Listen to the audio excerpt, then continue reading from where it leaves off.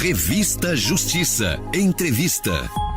O Tribunal de Justiça de São Paulo anula a lei que permite ruídos excessivos em templos religiosos. O tribunal declarou ser inconstitucional a Lei Municipal 3.355 de 1990, em Araçatuba, São Paulo, que autorizava templos religiosos a emitirem ruídos acima dos limites definidos em âmbito federal. A decisão foi baseada na competência exclusiva da União para legislar sobre proteção ambiental. Para falar sobre essa decisão, eu converso agora com o advogado, especialista em Direito Público e Constitucional, Dr. Tiago Marques, de Pádua Terra. Bom dia, doutor. Bom dia, Sérgio. Bom dia a todos os ouvintes. É um prazer sempre falar aqui na rádio.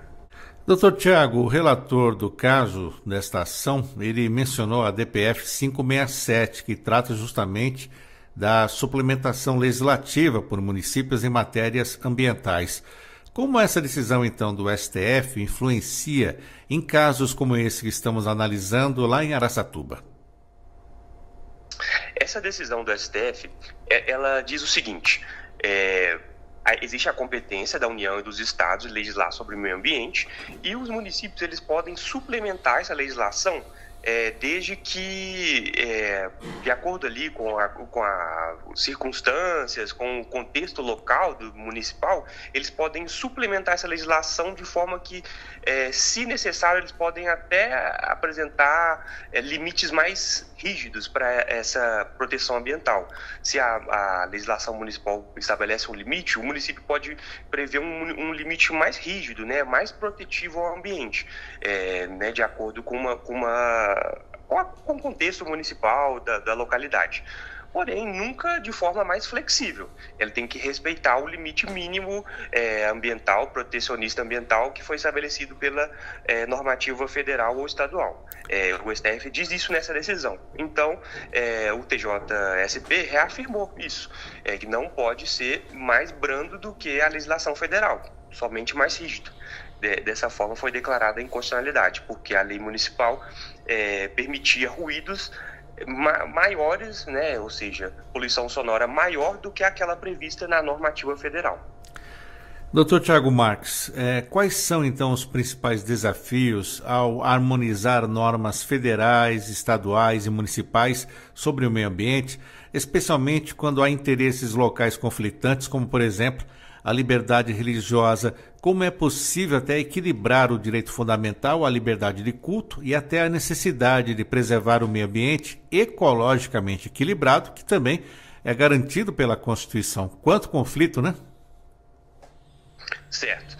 Nesse tipo de caso, como a Constituição prevê que a competência para legislação de meio ambiente é concorrente da União e dos estados, o ideal seria que, quando da publicação das normas federais, que antes, né, dessas normas serem editadas, promulgadas, que tivesse uma ampla discussão com os municípios, com os estados, com a União, né, com a sociedade em geral, para que esses limites apresentem ali um equilíbrio, sejam equilibrados de forma que meio ambiente, culto religioso, liberdades, todos eles fiquem de forma equilibrada para que todos os direitos sejam garantidos.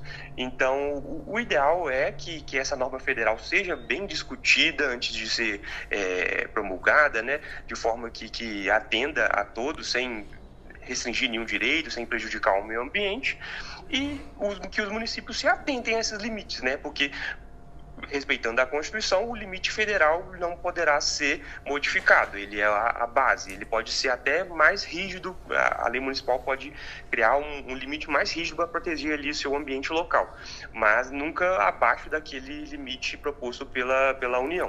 Então, os desafios seriam mesmo esses: estabelecer limites federais que estejam de acordo com os interesses religiosos, os interesses de liberdade de culto, mas que também sejam equilibrados com a proteção ambiental. A Constituição prevê que os direitos devem ser sempre de forma equilibrada e não havendo uma sobreposição de nenhum direito.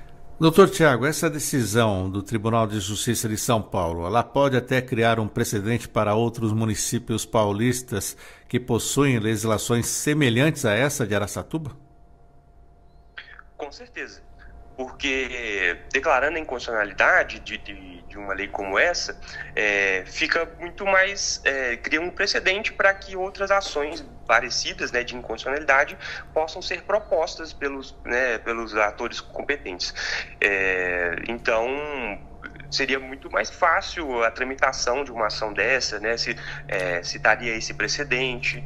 Então, os municípios que têm leis parecidas com essas, que desafiam ali os limites de poluição sonora, eles podem, inclusive, né, autotutela, trabalhar internamente por uma revogação, por uma modificação para se adequar aos parâmetros federais, para evitar um tipo de ação de inconstitucionalidade, para evitar que a norma possa ser declarada inconstitucional pelo tribunal. O município mesmo pode internamente trabalhar para evitar esse tipo de ação, se adequando ali aos limites estaduais e federais. Doutor Tiago, quando falamos de ruídos, limites, cada município pode fazer a sua legislação desde que não supere o que já é previsto pela lei federal, como o senhor muito bem explicou para o nosso ouvinte. Afinal, o que rege essa questão do direito ao silêncio? Porque muitos confundem, acham que depois das 10 da noite tem a lei do silêncio, mas não é bem assim, né, doutor Tiago? Bom, a lei do silêncio, né, que a gente sempre ouve falar dos municípios, na verdade, ela tem esse parâmetro federal.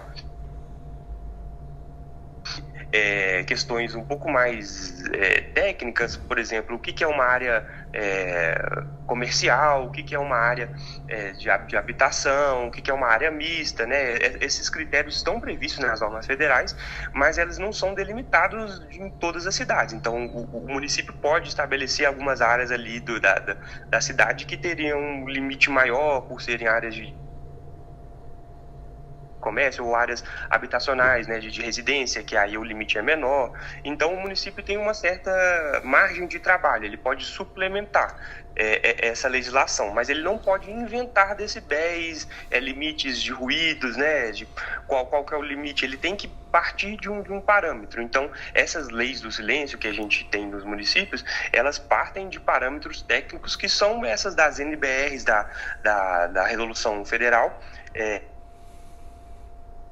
parâmetros para não invadir a competência, como houve, né, nesse caso que estamos debatendo.